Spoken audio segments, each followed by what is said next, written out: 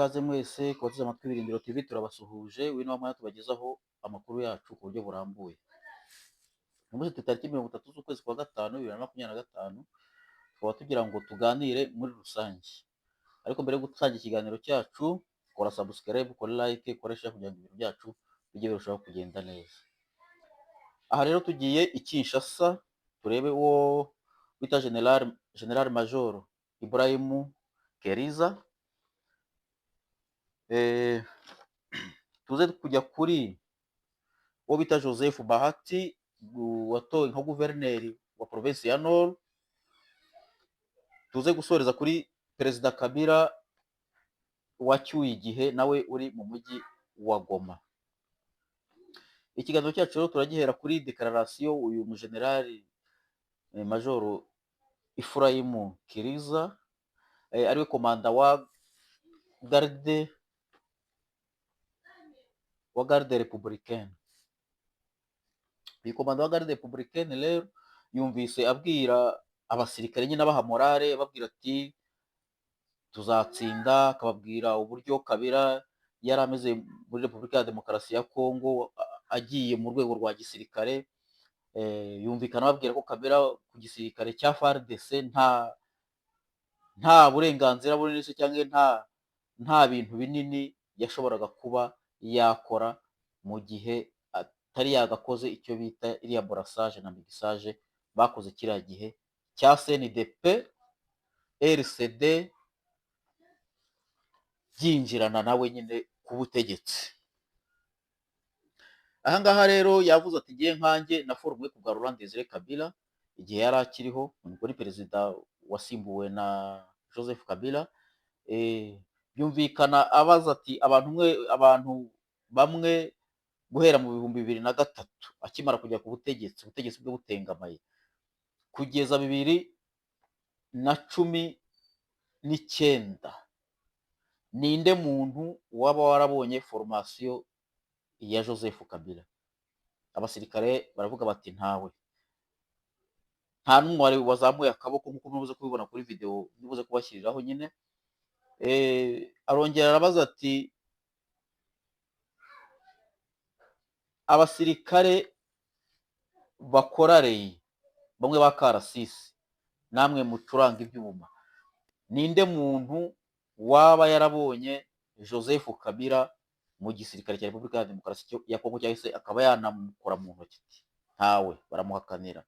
Ajya ku cyo bita 10e brigade ngo yabo bita Banamula, baravuga ati natwe twize kuba Laurent Desire Kabila. Ajya kuri 15e brigade ngo nayo yari ishinzwe kurinda icyo gihe.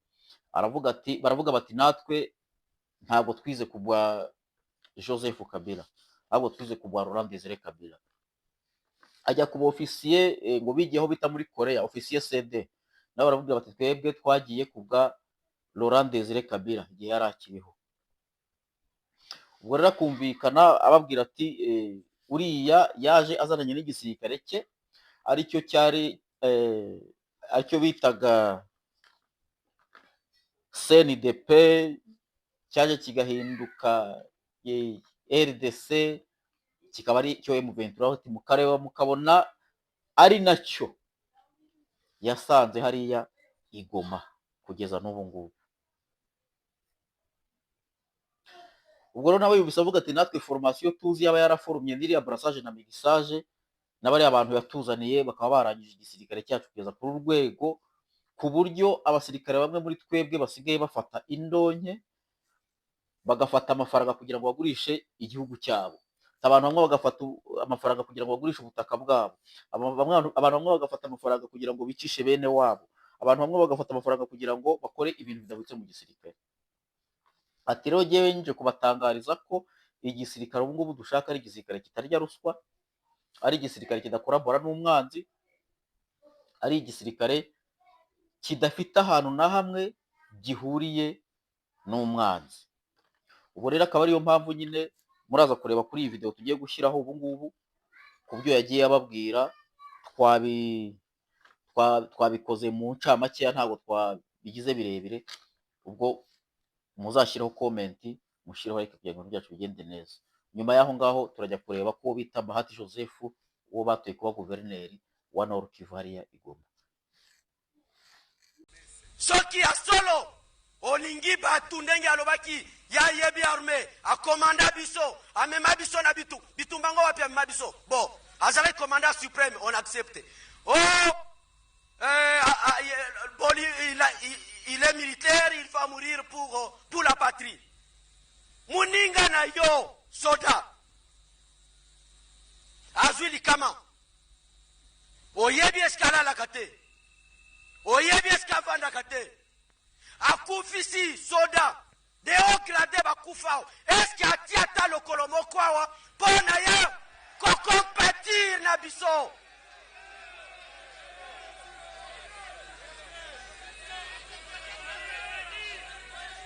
Pendant tout son temps de règne atikala kokota na kacha chete ata mokolo moko te.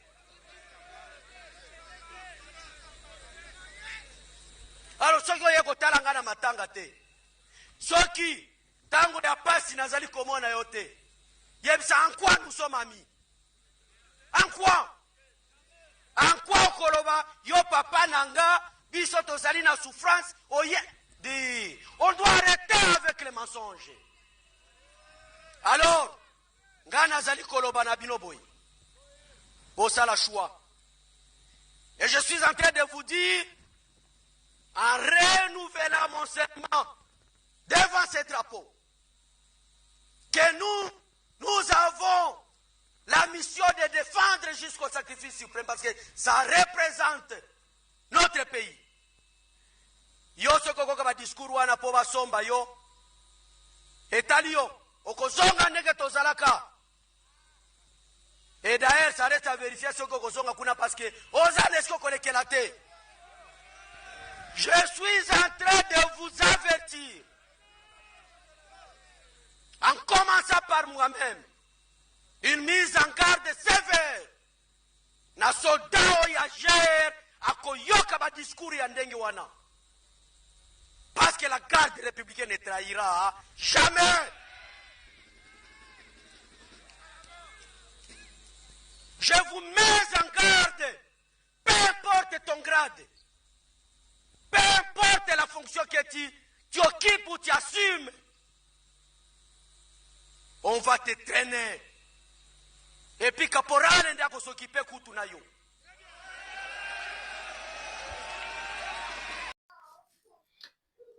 Tukaba tugeze rero ku nkuru y'Igoma muri Nord Kivu, uwo bita Joseph Bahati, ngira ngo abantu baramubonye cyane mu mirwano ya M23 iriya zabonaga ubwo imirwano yatangiraga, aho yabaye guverineri w'intara y'Amajyaruguru, akaba yicaye mu mujyi wa Goma ubu ngubu, ariko akaba yumvikanye abwira abaturage ati inzego zo hejuru zantumye kuza kubabwira ko tutazongera kuva aha ngaha, ntaho tuzajya. Arababwira ati n'ikimenyimenyi ni uko perezida wanyu Joseph Kabila ari hano mu mujyi wa Goma, akaba yaraje, ati yaza kuba azi ko hari aho tuzajya ntabwo yari kuza aha ngaha.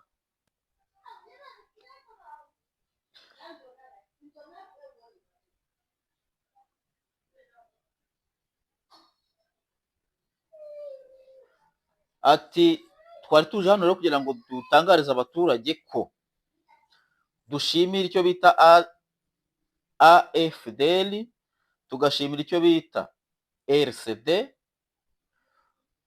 tugashimira icyo bita CNDP, ubu ngubu akaba ariyo yitwa M23. Ati ko iyo hataza kubaho ubu buryo bwose bwo kugira ngo tube tugeze kuri uru rwego, ntabwo tuba twaramenyekanye nk'abantu. Ariko tugashimira RDC cyane kubera ko niyo yavuyemo CNDP iza guhinduka M23. Guverineri w'intara y'Amajyaruguru nuko yarimo abwira abaturage, akababwira ati rero iyi ni intambara ya nyuma tugiye kurwana, ntabwo duteze kuzava aha ngaha, ahubwo ubu ngubu ni ugushaka uburyo dushyiraho inzego z'umutekano zikomeye, tugashyiraho inzego z'umutekano ku rwego rw'abaturage ahantu hose, ku buryo tuzaguma hano ab'i Kinshasa ngo ntabwo bishoboka ko abantu b'Kinshasa bashobora kujya b'Kinshasa ngo baze badutegekera aha ngaha ati kandi natwe dufite ubushobozi kuba twakora iyo administration natwe tukagira abategetsi hagati yacu muri twebwe. Nuko uko yumvikanye abwira abaturage bo mu mujyi wa Goma, kandi arangiza ikiganiro ababwira ati ijya guhisha ihera ku rugo. Ubwo rero mu ncamake akaba ari ayo magambo twumvise yavuzemo, ariko ibindi murabyumva muri iyi video tugiye gushyiraho aha ngaha.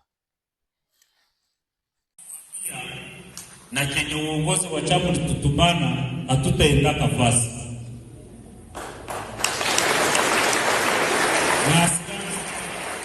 na asiranze inaweza ona. Nimewaambia kama President Kabila iko Goma. Sasa anaweza toka kwenye iko anakuya Goma na anayo tutarudia nyuma.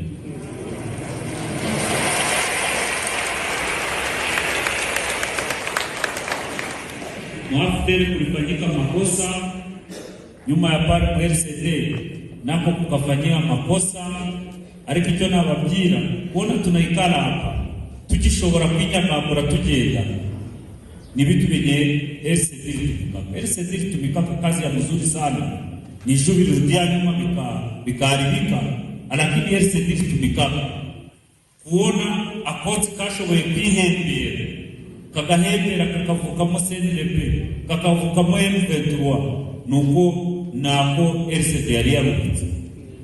RCD tugomba kwishimira nubwo bwose bageze nyuma abayobozi bakaferinga, ariko hari ibyo bubatse byiza byo tukigendera uyu munsi. Kuona sisi tukijengaka tunaanza SNDP kakuwa M23 kakuwa, ile yote ni matunda RCD. Leo chenye ninaweza kuambia hatutarudi nyuma, ibyaha y'amakosa baye abantu basubira nyuma kugira bayakosore. Uyu munsi akaga twahuye nako, chenye ninaweza kuambia hii vita jo ya mwisho, ni vita ya mwisho, hatuna vita nyingine.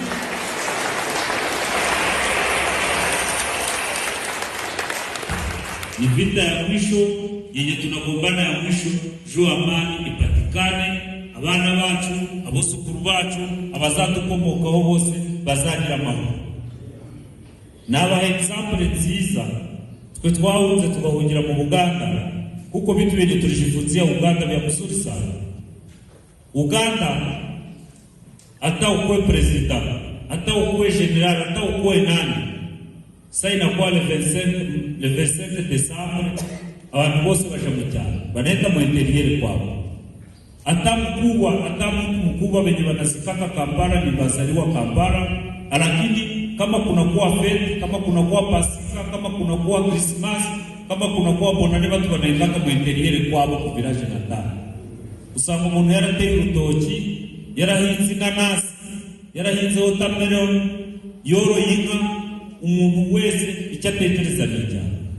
Na siye hapa ni kwetu, na sisi ni yetu, Nord Kivu ni yetu. Hatuwezi kubali tena tukwe sawa viongozi wenye wanaendaka cheza mamiziki Kinshasa wanasahau kwao. Chenye tunapaswa fanya ni kusema na charité bien ordonnée commence par soi-même. Tunaanzia kwetu.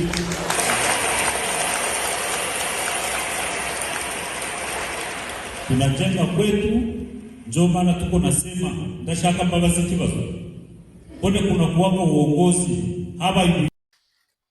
Aha ngaha rero naho twavuga kuri perezida wacyuye igihe nyine we Joseph Kabila, mu gihe tariki 29 z'ukwa gatanu yari ari kumwe n'ihuriro ry'amadini mu mujyi wa Goma.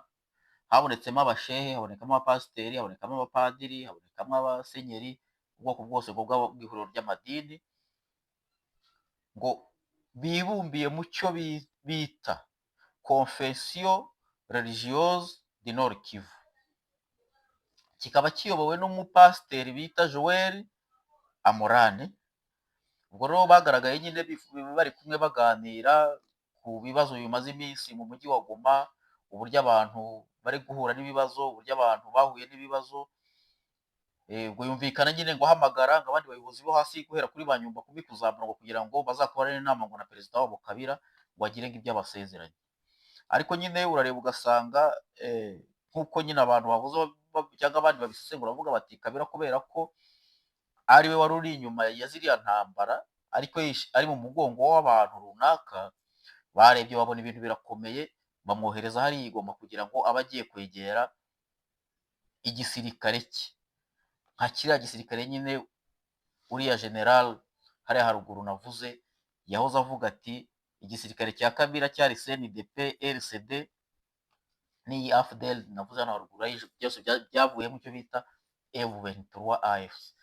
Ubwo rero aha ngaha Kabila nyine akumvikana nyine ngo arimo ahamagara abantu, abwira abantu ko bagomba kuza ngo bakiterateranya, ngo noneho bagakora ikindi gihugu, cyangwa se bakaba bakura Felix Antoine Tshisekedi ku butegetsi. Ubwo rero akaba ari muri rusase abantu bamwe babiri bakavuga bati uruhande rumwe bashobora kuba abari bamuhetse bamurukije, bamubwira bati sanga igisirikare cyawe, urundi ruhande bakamubwira bati kubera ko wenda dushaka kuba twakuraho perezida Tshisekedi, genda uba uri hafi. Ibyo byose wenda birashoboka, ariko jyewe amahirwe mpa 100% ni uko abafatanyabikorwa ba Joseph Kabila batangiye kugenda bamwikuraho buhoro buhoro, ko babona ko idosiye iremereye. Ubu tuvugana hari amakuru tubonye avuga ko chef d'état major w'igisirikare cya Repubulika ya Demokarasi ya Kongo amaze kujya muri gereza, bitewe n'uko bamwe mu bajenerali b'abazarendo bamaze kugera i Kinshasa bahamagawe, bakabazwa impamvu intambara itari gukomeza ngo igende bakuremo Bukavu na Goma. Bikaba bivugwa ko rero ubu chef d'état major ari we wagendaga afunga intwaro, akohereza intwaro z'intica ntikize, mu gihe sheke zabaga zasohotse cyangwa se intwaro zabaga zasohotse zo guha abazarendo ngo bakomeze urugamba. Ubwo rero akaba ari muri izo sase turimo tubabwira. Andi makuru azakurikiraho tukazakomeza tuyakurikirana, tukazabwira uko bimeze. Uyu rero perezida Kabila akaba ari naho tugiye gusoreza ikiganiro cyacu, tukaza kubakangurira kuza gukurikira ikindi kiganiro kiri bukurikireho i Bugande, aho perezida w'u Burundi na perezida Yoweri Kaguta Museveni naho bahuye, tuze kureba ibyo bavuze naho. Aha rero tukumvikana tuvuga duti Laurent Desire Kabila amateka yiwe yavutse 1971 tariki 4 z'ukwa gatandatu, ajya ku butegetsi tariki 26 z'ukwa mbere 2001.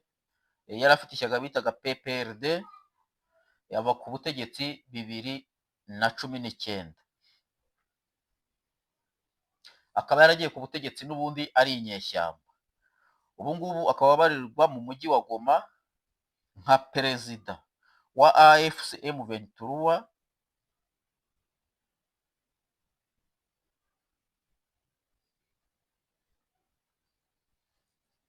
mu mujyi wa Goma. Akaba yarategetse imyaka 18. Hari umuntu ujya akunda kuvuga ati sinkunda inyeshyamba kuko nta kintu zatuzaniye.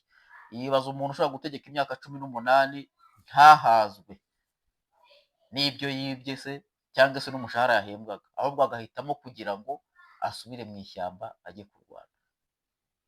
Aha ngaha rero nkabakangurira gukora subscribe, mugakora share. Akaba yari umuhungu wanyu Ibirindiro, naho mu kanya. Ciao ciao.